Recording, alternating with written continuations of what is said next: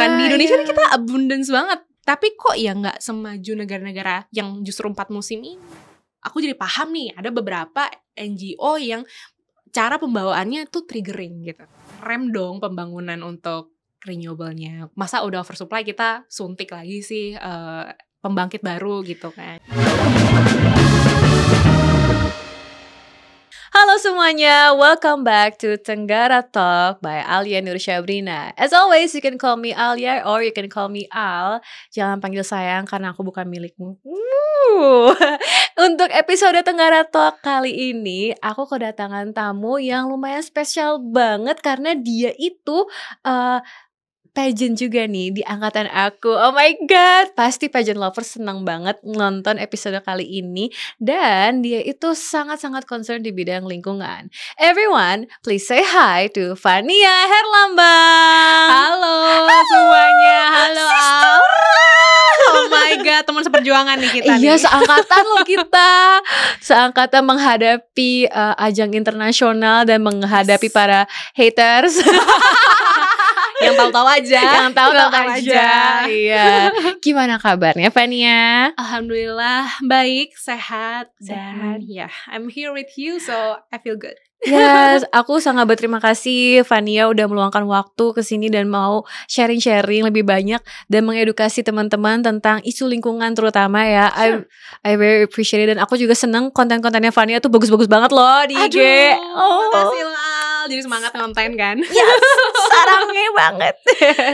Oke, nah Fania, dari sejak waktu itu kamu menang Putri Indonesia Lingkungan 2018. Itu kan sebuah prestasi yang besar banget kan. Aku pengen refresh memori teman-teman yang nonton karena mungkin siapa tahu yang nonton sekarang tuh belum jadi PL zamannya waktu itu tuh. Coba tolong ceritain dong waktu pas menang title tersebut kamu kagetnya kayak apa? Kemudian ada nggak yang paling berkesan ketika ikut Miss International? Iya, kita mulainya dari pageant dulu nih. Iya dong, karena kita kenal lewat situ kan. Yes, we share the same story lah gitu. Sikat aja nggak apa-apa. Jadi waktu itu jujur aja baru lulus kuliah ya.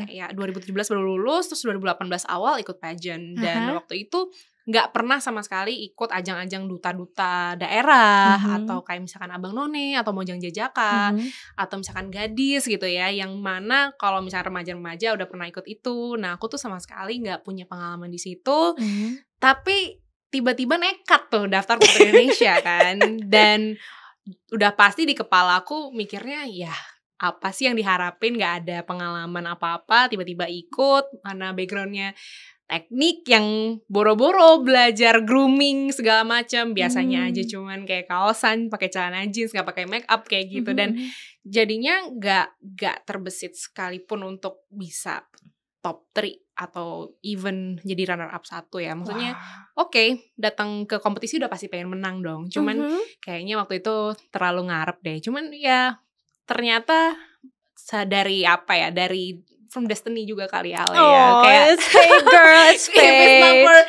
faktor X atau destiny, I think I wouldn't be here. Maksudnya I wouldn't be there as the first runner up. Dan aku grateful banget for that karena ternyata jadi runner up pertama Putri Indonesia waktu itu dimandatin jadi Putri Indonesia Lingkungan, itu sangat-sangat menjadi milestone terbesar dalam hidup aku sekarang ini Al. Dan kenapa sampai sekarang pun aku masih mengkampanyekan isu lingkungan juga. Yang bikin aku kecebur basah itu ya ketika di Putri Indonesia Lingkungan itu Al, selama setahun penuh bener-bener yang namanya berkegiatan ya mengabdi untuk negara dan untuk lingkungan gitu. Yang tadinya ibaratnya yang aku kan dulu pas kuliah sempat ada tuh belajar soal mata kuliah teknologi-teknologi yang mengelola limbah, mengelola sampah, intinya untuk memprotek lingkungan lah ya. Dan waktu itu mikirnya setelah lulus ya sangat-sangat idealis kayak oke, permasalahan semua selesai sama teknologi gitu kan. Tapi ketika aku jadi Putri Indonesia Lingkungan, mata aku jadi kebuka banget Al. Itu di situ aku ketemu sama masyarakat, langsung terjun ke lapangan, ketemu sama NGO, terus juga pemerintah dengan program-programnya untuk konservasi lingkungan, dan juga banyak ketemu praktisi juga. Di situ it humbled me in a way kayak ternyata permasalahan lingkungan tuh kompleks banget ya. Kita gak cuma ngomongin plastik doang. Tapi memang waktu 2018 kan masalah yang paling booming sampah plastik. Masalah yang panjang, banyak, dan jawaban atau solusi dari masalah itu juga sangat kompleks yang butuh berbagai aspek, gak cuma teknologi doang. Oh ternyata aku dulu mikirnya kayak, kan teknologinya udah ada gitu ya, tinggal dipasang aja, beres masalah. Tidak semudah itu Ferguson gitu kan. It's not that simple. It's not that easy, ya. Kemudian waktu pas di Miss International, apa sih satu pengalaman yang unik, yang seru, yang lucu banget gitu loh, yang bener-bener sampai sekarang kamu keinget, terus kalau lagi inget-inget tuh senyum-senyum sendiri kayak, that happened tuh. Apa ya? Jadi dulu itu pas di Jepang kan kompetisinya ya, Miss International ini di Jepang, Tokyo. Aku itu belum pernah ke negara 4 musim sebelumnya. It was my first time. Dan itu lagi fall menuju winter, kondisinya dingin banget, terus cenderung kering ya, mungkin ya, beda sama di Indonesia. Jadinya aku sakit waktu itu, minggu pertama kompetisi aku sakit. Bayangin aja. Kompetisinya berapa lama? Hampir sebulan. Oh ya, sama kayak Miss World ya, sampai sebulanan gitu.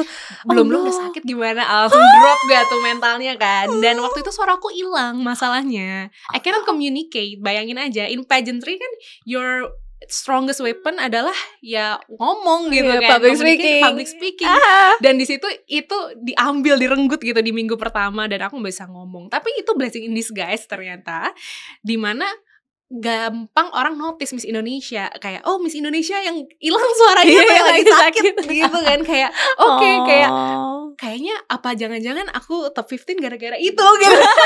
Gara-gara Miss Indonesia ini yang ini nih udah jadi top of mind-nya juri-juri gitu. Jangan-jangan I don't know. Cuman itu fun fact aja. Jadinya aku banyak langsung dikenal sama teman-teman seangkatan, sama cepron-cepron, sama juri juga. Dan untungnya setelah seminggu pertama aku sakit itu, aku full performance lagi. Jadi aku bisa nunjukin kalau ya Miss Indonesia mudah-mudahan bawa nama baik dan gak malu-maluin lah. Oh my god, you did a great job in the competition. You slay girl. Dan aku juga kayak, wow, aku gak nyangka kamu sakit. Aku lupa di zaman-zaman itu, apalagi itu kan udah 5 tahun lebih ya. Aku bahkan lupa most part of my own Miss World journey. Oh my god, udah lama banget gitu kan. Tapi itu menarik banget. Aku sampai kaget, wah kalau kayak lagi sakit, kompetisi besar, pressure-nya besar juga, tiba-tiba sakit, pasti itu mudah banget kehilangan motivasi. Tapi you push through and then bikin prestasi yang lebih besar lagi. Keren.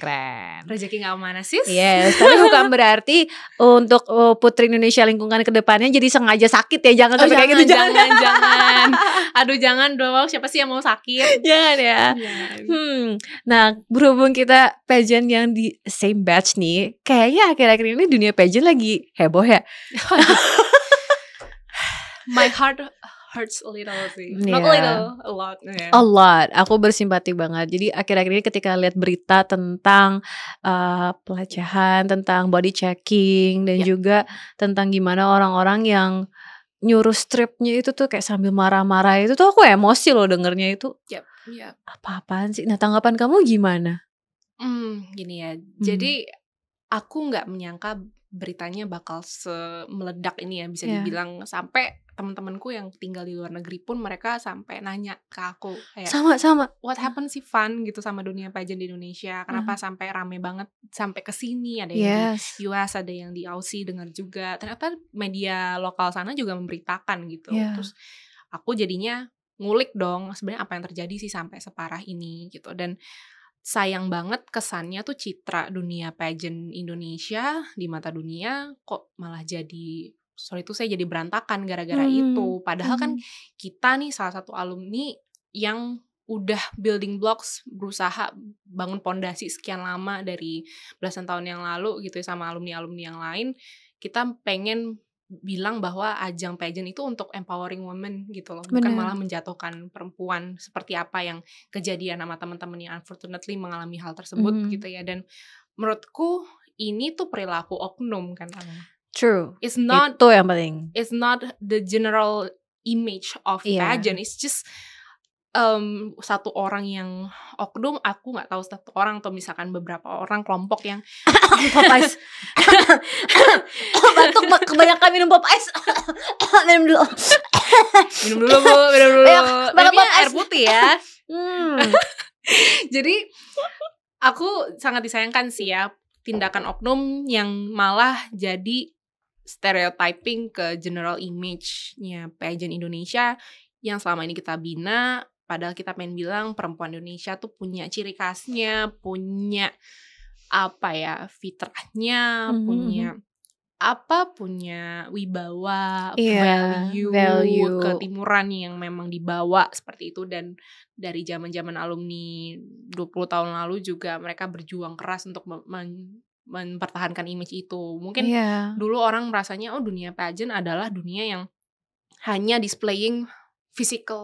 Iya, cuma cantik mukanya, badannya doang. Padahal enggak. Padahal we do much more than that. Dan kita berjuang mati-matian untuk itu. Dan tiba-tiba diruntuhin itu menurut aku sangat disayangkan. Tapi good thing adalah kita semua alumni jadi kayak bersatu gitu kan. Bener. Kayak encouraging orang jangan takut loh untuk perempuan-perempuan gadis-gadis muda di luar sana untuk masuk dunia pageant. Karena dunia pageant yang asli itu bukan kayak gitu. Dunia pageant yang asli we empower each other, we don't bring each other down.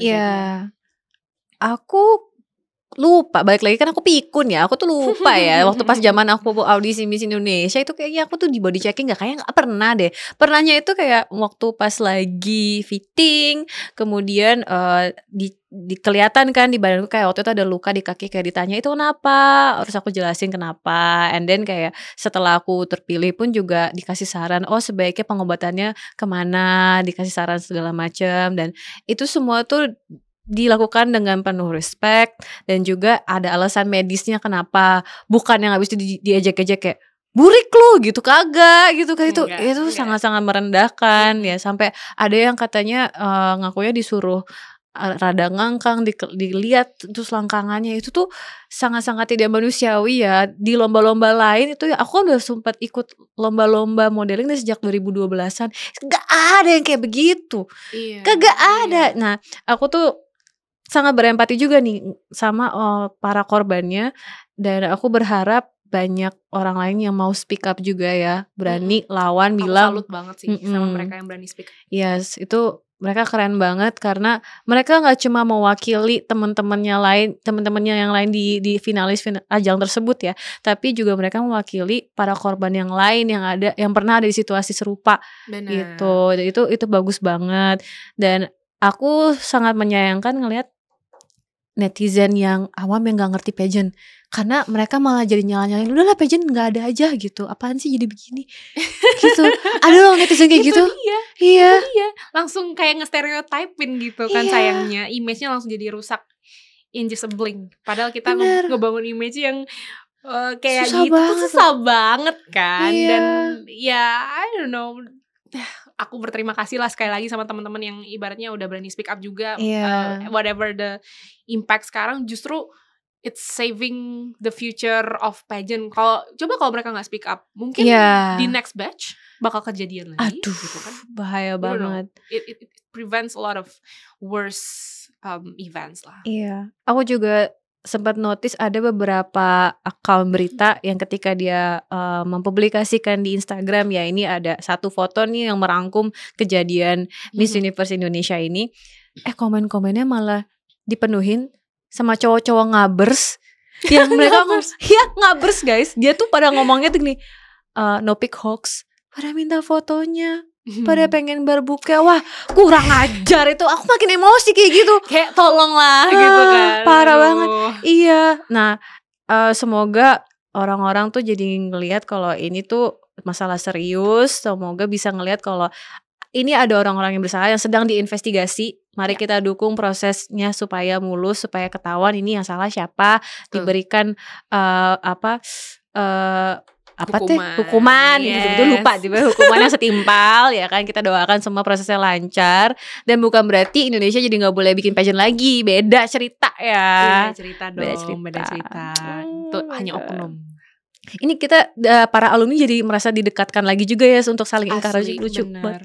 Karena semua orang pasti nanyain kita kan kayak, iya bener deh, kamu dulu body checking juga, kamu dulu gitu nggak, kamu dulu gini. Tapi kamu pernah Kenapa? Pernah body checking? Body checking dulu saya ingat aku ada ya. Ini correct me if I'm wrong teman-teman alumni. Cuman dulu ada, tapi ya itu di ruang tertutup, nggak ada gender lain, nggak ada cowok, semua cewek, no kamera involved, jelas. Dan waktu itu kita pakai baju olahraga, masih pakai kayak sport bra, kayak apa? Celana yang pendek untuk olahraga gitu. Jadi not strapping lah gitu. Jadi masih pakai baju gitu, masih pakai baju olahraga. Proper. Itu sama tim medis gitu yang nyatet atau nggak difoto? kan? Enggak lah, pasti enggak foto. Ngapain banget? Kalau di foto udah pasti keluar nih gue dulu. Nggak mungkin.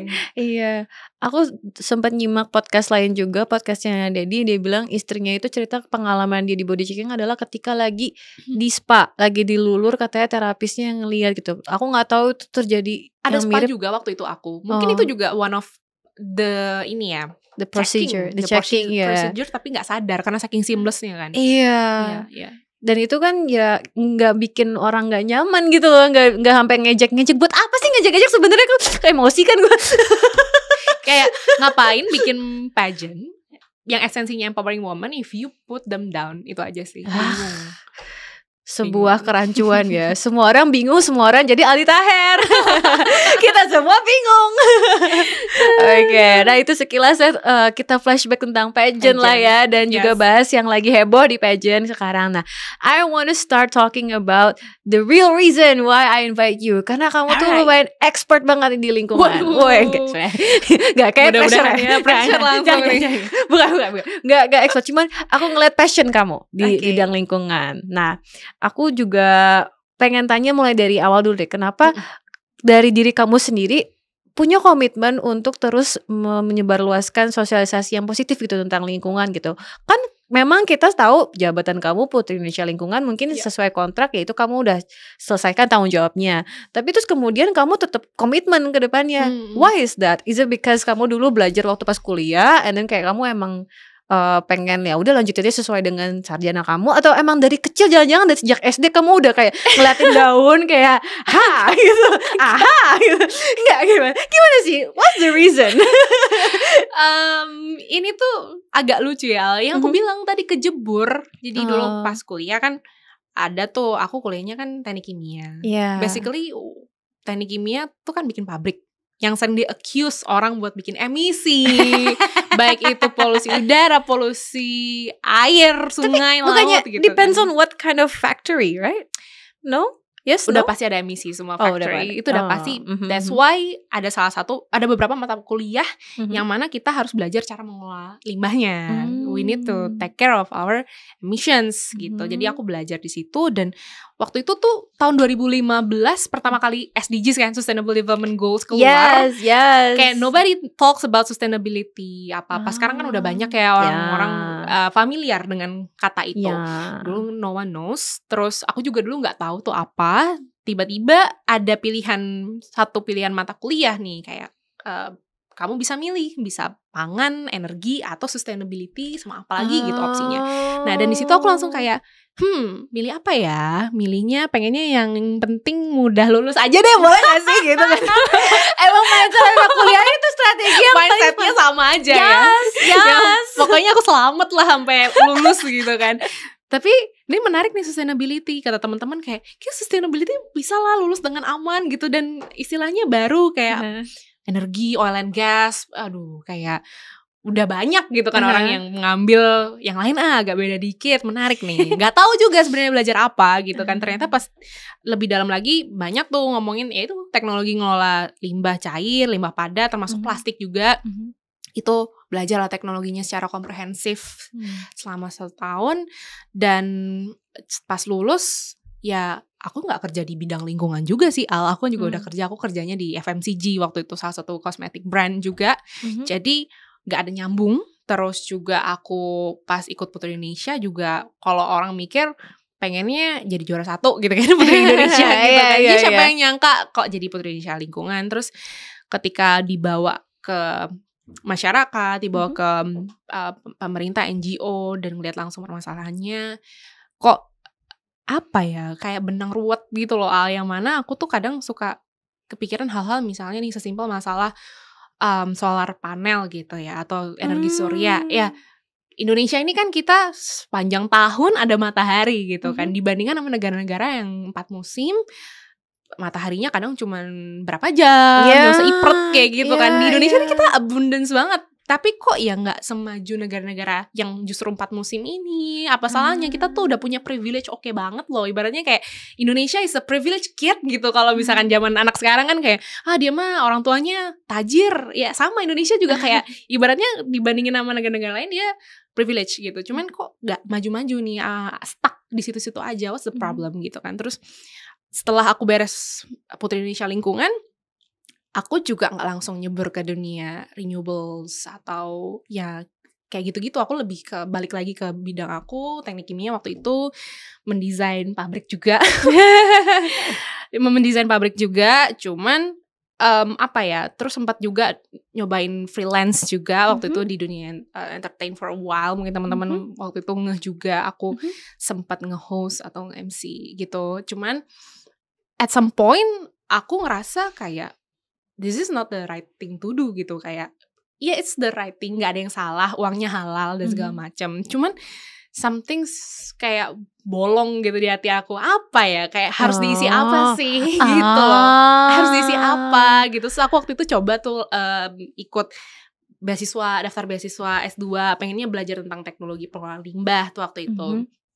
Nah, unfortunately dulu aku gak lolos beasiswa itu. Dan komen dari interviewernya ini yang sampai sekarang benar-benar nempel banget di kepala aku adalah, kamu yakin mau masuk ke bidang ini? Kamu yakin ilmu kamu bisa menyelesaikan permasalahan yang benar-benar ada di Indonesia tentang ini kalau kamu jadi ngambil jurusan ini gitu? Kayak emangnya kamu pernah bekerja di bidang itu gitu? Kamu tahu apa di lapangan sendiri tuh permasalahannya apa? Jangan-jangan analisa kamu itu nggak tepat, jangan-jangan berbeda dengan yang ada di kenyataan di lapangan sana gitu. Kayaknya you need to do more kayak hands on work yang benar-benar kayak ya mungkin terjun ke project atau apa yang jadi aku bisa benar-benar lihat masalahnya apa gitu. Nah disitulah titik baliknya sebenarnya Al. Nah dari situ aku mulai sekarang akhirnya setelah ketolak beasiswa itu aku kayak figuring out lagi nih, aku mau ngapain. Terus akhirnya aku ngelihat opportunity buat kerja di salah satu perusahaan yang memang bergerak untuk ngedevelop renewable atau pembangkit yang energi bersih dan terbarukan gitu kan. Akhirnya aku masuk, kemudian juga ya tertrigger dari pertanyaan-pertanyaan kayak itu tadi, kenapa solar energi surya nggak maju-maju di Indonesia, kayak stuck-stuck aja gitu. Nah, I wanna kayak crack the problems gitu. Dan it's been like ini tahun keempat aku ya, berarti udah masuk tahun keempat aku berkarir di bidang renewables, dan constantly juga menyuarakan apa yang aku kerjakan di sosial media gitu. Misalkan kayak ya aku kan jadi terekspos banyak isu-isu soal pemanasan global, perubahan iklim, terus juga renewables di Indonesia, dan juga permasalahan sustainability lainnya. Jadi aku bawa juga tuh ke platform sosial media aku, dan itu tuh kayak bener-bener reciprocating gitu sih Al. Jadi aku ngerasanya what I do in my work, terus aku juga bisa voicing out juga, terus juga masalah lingkungan kan banyak ya, nggak cuma soal pemanasan global aja, tapi makanya aku juga masih engage sama teman-teman NGO untuk masalah lain kayak misalkan konservasi, konservasi alam, hutan atau laut kayak gitu. Jadi knowledge-nya biar sama-sama komprehensif akhirnya, dan jadinya tuh akhirnya aku menemukan apa yang mengisi lobang di hati aku gitu ya. Kayak cringe banget gak sih? No, it's not. Gak ya. No, I'm happy for you. I'm happy for you. That's really good. Kayak this is, I connect the dots and I feel like I found my calling. Dan makanya aku suka bilang ke orang-orang bahwa permasalahan hidup satu orang aja tuh banyak, apalagi masalah satu negara ya, nggak cuma masalah lingkungan, masalah sosial, kesehatan, ekonomi, everyone has their own concern gitu kan, nggak semua harus aku mau menyuarakan isu lingkungan gitu kan, nggak semua orang harus kayak gitu, karena permasalahan banyak dan setiap orang jadi advocate untuk isu masing-masing gitu ya. Tapi aku yakin, aku percaya bahwa orang yang benar-benar masuk ke dunia lingkungan kayak aku gitu, pasti ada suatu events, gak hanya satu event besar, tapi biasanya itu building up dari past events atau historical kejadian-kejadian yang dulu yang membuat mereka merasa punya connection yang lebih dan mereka pengen jalan aja terus gitu dengan apa yang mereka lakukan. Dan up to the level aku juga kadang-kadang suka mikir kayak, ini apa ya, maksudnya kalau aku tetap stick di dunia misalnya nih, let's say dunia entertain yang mana banyak pageantry, biasanya lulus ke sana gitu jadi kan. host, terus jadi actress. Yes. That's not the wrong thing, it's very great gitu ya. Maksudnya kalau mereka callingnya di situ, it's very good. Tapi aku nyobain ke sana kok nggak cocok gitu ya, kok nggak keisi gitu. Ternyata apa sih yang aku mau cari gitu kan? Ternyata adanya di sini gitu sih. You found your own path. Yes. Nice. My calling. Your calling. Yes, dan aku bisa ngelihat kok itu kamu lebih ekspresif, lebih passionate ketika kamu masuk lebih explore lebih deep lagi tentang lingkungan dari konten-konten kamu yang reelsnya yang keren-keren banget, sangat informatif. Nah itu kan kamu udah komit rutin publish those kind of educational reels. Terus kemudian strateginya Fania gimana buat bikin anak-anak muda, audiens kamu nih, followers kamu lebih terlibat, lebih involved dan juga lebih proaktif lagi untuk mendukung sosialisasi dan juga perubahan-perubahan baik dalam lingkungan gitu. Jadi kayak instead of mereka cuma watching your reels and then commenting, apa ya strateginya supaya bikin mereka benar-benar ada konkretnya gitu. Nah ini permasalahan menyuarakan isu lingkungan tuh juga dulu tahun 2018 coba cuek banget orang-orang, kayak misalnya bebersih pantai, bebersih sungai, sampah gitu ya, sepi gitu orang yang kayak oke, bebersih, that's it gitu kan, nggak ada follow up-nya. Tapi kalau sekarang dengan adanya Pandawara gitu kan, keren ya Pandawara ya, keren banget. Aduh ya mereka ke Tenggara Talk. Aduh, dan aku seneng banget sudah berkesempatan bebersih beberapa kali sama mereka juga kan. Really? Ya. Dan aku kayak ngeliat langsung, gila nih, gokil orang-orang ini bener-bener ngebersihinnya gak cuman gimmick, bener-bener kalau ada sungai yang kotor ya dibersihin sampai bersih. Mereka kalau belum bersih belum pergi gitu ibaratnya. Jadi itu no gimmick itu beneran. Dan aku salut sama mereka. Dan but the most important thing ketika kita menyuarakan sesuatu adalah bagaimana kita package si isu tersebut.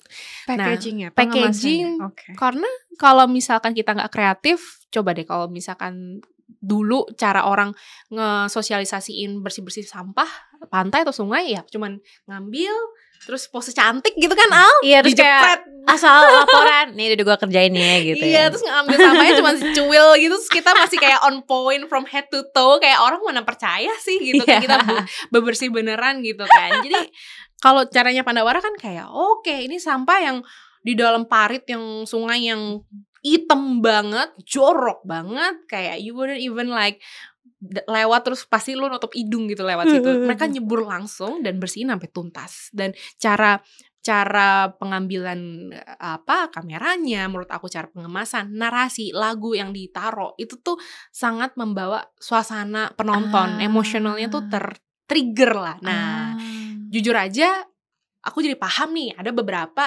NGO yang cara pembawaannya tuh triggering gitu kan. Cara pembawaannya triggering untuk menyampaikan isu lingkungan, karena kalau nggak triggering, kalau biasa aja itu orang nggak gubris gitu. Kayak Greta Thunberg, dia kan stylenya kayak wah hajar dengan data, bener-bener harsh ngomongnya, the facts gini.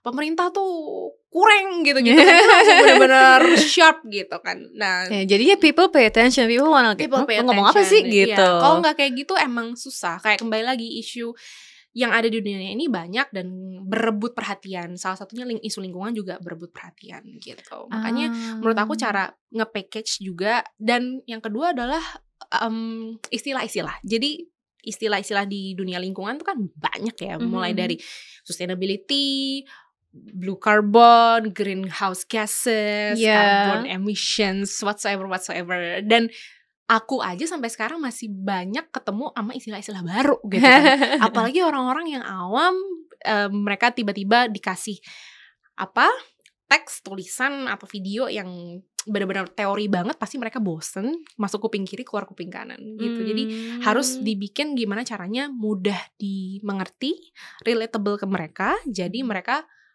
terpanggil, mereka tahu apa masalahnya. I see. Memang aku juga notice gitu untuk beberapa bagian pemerintah yang mungkin mereka udah kelihatan effortnya, that's good kalau mereka mau nyampein nih yang udah kita kerjain apa aja, mereka kayak punya IG-nya masing-masing, mereka dokumentasiin dan sampein, tapi kemudian ya biar lebih bagus lagi kan alangkah baiknya kalau dikemasnya dengan seperti ya Pandawara contohnya. Betul. Atau hire videographer yang keren kayak videographer TikTok tuh yang biasanya kayak do you want me to take a video of a free promo zoom gitu kan, gitu loh. Sekarang banyak anak muda yang kreatif juga, dan sebenarnya ada satu kementerian yang aku suka banget cara penyampaiannya tuh, KSDM, Kementerian SDM tuh bisa di follow juga. Kebetulan kan aku banyak berkecimpung dunia energi juga tuh. Mereka biasanya pakai isu-isu yang lagi ngetren, kayak misalkan Barbie lagi naik, mereka pasti nyambungin kontennya sama Barbie. Terus That's so smart. Terus kayak waktu itu kejadian apa gitu, misalnya event apa, mereka sambungin. Terus misalkan trending TikTok or Reels, mereka bikin formatnya kayak gitu. Dan aduh, aku aja demen banget ngelihat updatean mereka tuh, aku sampai nungguin banget, tau gak sih ini kreativitas apa lagi yang bakal muncul. I think itu bisa jadi salah satu contoh kalau misalkan teman-teman pengen bikin konten yang berbobot tapi ringan dan mudah dicerna. Nah iya, itu yang penting gitu, karena kalau misalkan kita penyampaiannya nggak bagus gitu, nggak tepat sasaran kan juga orang audiensnya juga kayak bingung apaan sih nih gitu kan. Iya, jadi semoga kementerian lain tuh bisa belajar dari IG-nya KSDM ya. Salah satunya. Kalau mohon maaf kalau ada mimin-mimin kementerian lain yang sebenarnya udah inovatif juga tapi nggak kesebut ya. Good job. Itu aku malah seneng, kayak seenggaknya udah ada effort, kayak mereka punya tim posetnya masing-masing, punya IG-nya masing-masing ya kan, udah verify. Sekarang lebih mudah verify dari bisa bayar ya gitu. Alhamdulillah bukan jalur bayar. Iya, kita kagak duit. Gak mau duit. Beda era ya. Beda era. Iya, oke. Nah itu kan tadi soal gimana caranya bikin anak-anak muda engage. Nah sekarang aku ingin bicara lebih banyak tentang pembangunan berkelanjutan. Ya karena ngelihat background Fania sekarang, posisinya tuh relevan ya sebagai project engineer for renewable energy. Oh my god, this Barbie is a project engineer. Slay. This Barbie jadi kebakaran sebut Barbie. Iya, karena sebut Barbie. Hey Barbie. Hey Barbie. Anyway, iya, nah ini kan kamu krusial perannya untuk menjadi pilar penting pergeseran global menuju energi bersih dan ramah lingkungan. Iya. Nah, oke, sekarang gimana ya caranya? Apakah ada saran-saran dari Fania untuk memajukan sektor energi terbarukan di Indonesia? Oke, jadi tadi aku udah bolak-balik sampaikan ya kegelisahan aku sama perkembangan dari energi terbarukan gitu. Dan wejangan yang aku dapatkan ketika ditolak beasiswa gitu. Itu benar-benar nempel banget di kepala aku. Kenapa aku jadi ibaratnya milih role project engineer ini, karena aku benar-benar pengen terjun langsung ngerjain proyek gitu ya, nggak cuman kayak strategic view yang nggak tahu apa di roots gitu, root cause-nya apa. Dan kebetulan juga karena role aku ini, aku juga jadi ikutan juga di asosiasi yang berhubungan dengan energi terbarukan, namanya METI, Masyarakat Energi Terbarukan Indonesia. METI? Yes, METI. Masyarakat Energi Terbarukan Indonesia. I'll look that up, that's interesting. METI. So, METI Hili bukan? Bukan. Itu lo. Sorry. Jujur gue tim yang tadinya pengen nonton jadi malas gitu. Anyway, jokes aside about METI, jadi ya tugas kita kan menyuarakan apa yang terjadi di lapangan, kita suarakan via asosiasi, dan harapannya itu bisa membantu pemerintah dalam membangun suatu peraturan regulasi yang bisa mendorong lebih banyak lagi pertumbuhan dari energi terbarukan ini gitu. Jadi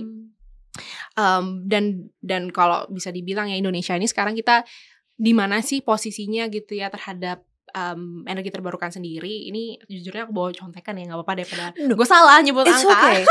Ini gue doang ya. It's much preferable, nggak apa-apa. It's good. Yeah, karena we're talking about numbers and I'm bad at remembering numbers. So kita tuh di Indonesia sendiri kita punya komitmen namanya Nationally Determined Contribution untuk nurunin tuh emisi dari waktu itu turunannya dari Paris Agreement dulu. Iya kan, ada COP15, COP21, and then the upcoming COP26 in Dubai. Ya, dan anyway, dari si Paris Agreement itu kita kan juga salah satu yang negara yang tanda tangan. Kita berjanji pengen bantuin tuh target Paris Agreement supaya temperatur bumi nggak lebih dari 1,5 derajat Celcius kenaikannya. Dan kita punya komitmen dalam negeri sendiri itu dulu targetnya nurunin emisi 29% di 2030. Tapi kalau nggak salah sejak 2022 ya, kita tuh mulai naikin target kita nih. Kita lebih agresif lagi, Al. Jadi kita pengen dari yang 29%, oke, kita bisa kok kayaknya nurunin emisi 31,89% di tahun 2030 gitu. Jadi kita lebih ambitious and I love that about it. Kayak kita punya komitmen lebih dan kita punya target net zero juga kan, Al, di tahun 2060. Harapannya kita net zero emission nih. Kan sekarang juga banyak negara-negara atau perusahaan-perusahaan yang berkomitmen, berpledge bahwa aku akan net zero di tahun sekian. Indonesia juga kita going ya secara target. We are ambitious, we set quite good target gitu ya. Kemudian juga kalau sekarang itu seberapa banyak sih energi terbarukan yang udah terimplementasi gitu kan. Ternyata 15% lah dari bauran energi kita tuh benar-benar ya udah disuplai dari energi terbarukan gitu. Dan kita punya target di tahun 2030 di tahun 2060 tuh bisa sampai 77% untuk mencapai net zero itu tadi. So too many numbers ya guys. No, I get it. Tapi yang penting long term goalnya 2060 itu bisa net zero emission. Yes, net itu zero emission. Impiannya, ambisinya ya. Ambisinya dan ya kenapa kan ibaratnya why we need to achieve that, karena manusia dan makhluk hidup lainnya tuh nggak akan sanggup hidup di bumi yang terlalu panas gitu. Kalau lebih dari 1,5 derajat temperatur kebablasan gitu ya di atas 1,5 derajat Celcius itu, we barely survive, bisa dibilang. Kita mungkin kasus meninggal karena heat waves lebih banyak. Kemudian juga kita kehilangan sumber makanan karena kita nggak bisa numbuhin makanan lagi kayak gitu. Kayak jadi kita bisa asumsikan kalau ini nggak bisa sampai target, ya kita membawa bencana ke kita sendiri gitu. Aduh, amit-amit jangan sampai ada pandemi lagi, ada perkembangan penyakit lain, penyebaran yang lain, polusi makin parah ya. Pandemi is very possible ketika pemanasan global makin parah, bisa aja another pandemic happens. Itu mungkin banget gitu, mungkin banget. I don't want another pandemic, bro. I don't want to be in that era again. No. Cukup. Tadi aku sempat sambil dengerin kamu, aku buka kalkulator. 2060 itu aku ngitung, kira-kira usia aku tuh 64 2060. Jadi semoga masih hidup buat ngelihat tercapainya cita-cita zero emission ya. Amin. Amin. We're in a generation yang benar-benar kayak melihat semuanya gitu, saksi mata semuanya. Bener-bener deh, dari yang internet kagak ada apa-apa ya kan, muncul Friendster ya, tekanan net zero gitu kan. Iya, terus dari 2060 itu Indonesia 115 tahun kalau nggak salah. Wow, itu menjadi prestasi yang bagus banget di negara yang baru 100-an tahun untuk mencapai something like that ambitious. Tapi aku rada skeptis. Menurut kamu possible gak sih 2060 tuh tercapai gitu? Atau kamu optimis aja? Frankly speaking ya, karena aku terjun langsung di dunia energi terbarukan, ibaratnya aku hidup dari situ gitu. Dan aku bisa bilang bahwa we cannot do it overnight. Kayak misalnya dibilang tutup semua PLTU sekarang, ganti semua ke renewable energy. We cannot actually. Karena kalau kayak gitu, kalau sesuatu yang tiba-tiba gitu ya, itu akan mengguncang kestabilan ekonomi dan sosial. Kalau itu langsung flipping in overnight. We need to do it kayak step by step gitu kan, pelan-pelan, dan ada progresnya yang jelas gitu. Tapi kalau misalnya dibilang skeptis sih pasti ada ya, karena ngelihat kondisinya sekarang yang betapa jelimet, kayak benang ruwet gitu ya, dan challenges-nya pun banyak gitu ya.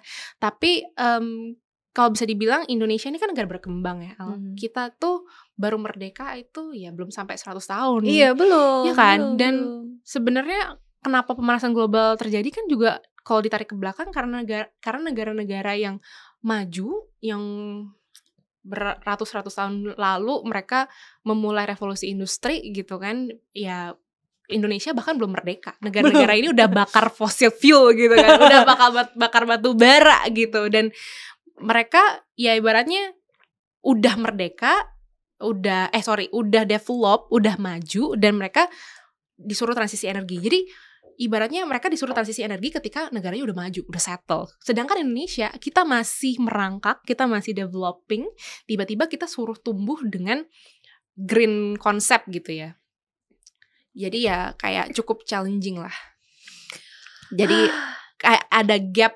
Negara-negara maju ini mereka mulainya udah di depan, kita startnya di belakang. Tapi kita gak, ya ibaratnya negara-negara maju ini mereka bisa maju karena membakar fossil fuel itu gitu loh. And we are here to bear the risk. Ya kita kayak disuruh bersihin air tumpahannya mereka ya, dosa-dosa mereka. Padahal kita kayak basically kayak mereka udah dewasa, kita masih anak kecil. Yes. Tapi kita harus bersihin ininya mereka. Kita harus kerja dengan KPI yang sama gitu sama mereka. Bingung ya.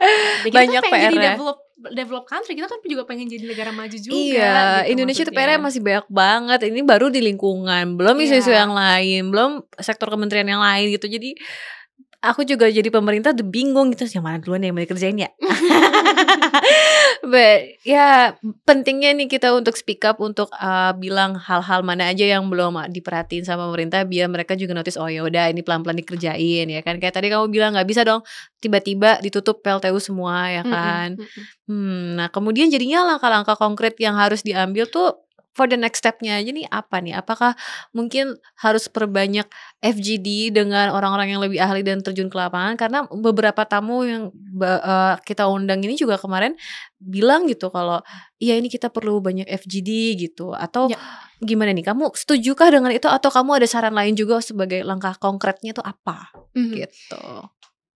Aku melihat untuk sekarang ya sebetulnya tantangannya energi terbarukan ini untuk tumbuh di Indonesia itu apa sih? Yang pertama itu kan dari segi harga ya. Orang selalu merasa energi terbarukan itu lebih mahal daripada energi fosil gitu kan.